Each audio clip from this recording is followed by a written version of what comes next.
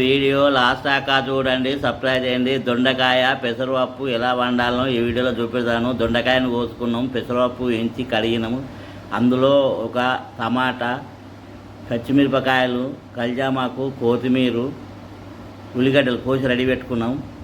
Stove అంటు పెట్టినాం. ఈ stove పైన మట్టి కంచులు పెట్టుకున్నాం. పావడి నూనె పోసినాం. ఒక చెంచాడు పోపిత్తులు, అర చెంచాడు జీలకర్ర, పచ్చిమిరపకాయలు, ఉల్లిగడ్డలు, కల్జామాకు, ఒక చెంచాడు అల్లం వెల్లిపాయ, అర చెంచాడు పసుపు, అర చెంచాడు ఇంగు, పచ్చివాసన పోయేదా గోలించుకోవాలి. కొత్తిమీర, మెంతి, పుదీనా, టమాటా ముక్కలు, దొండకాయ ముక్కలు మొత్తం కలపాలి. ఎంచిన పెసరపప్పు మొత్తం కలుపుకోవాలి. 2 చెంచాల కారపొడి, తగినంత ఉప్పు మొత్తం కలపాలి. 80 నీళ్ళు పోసుకోవాలి. 20 నిమిషాలు మూత పెట్టి ఉడికించుకోవాలి. దొండకాయ పెసరపప్పు కూర రెడీ అయింది. మసాలా చల్లుకోవాలి, కలుపుకోవాలి, స్టవ్ ఆఫ్ చేయాలి, దించుకోవాలి.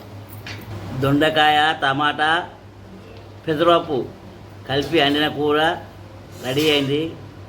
వేడివేడి అన్నంతో కానీ చపాతీతో కానీ తింటే చాలా రుచిగా ఉంటుంది. మళ్ళీ కావాలనిపిస్తుంది.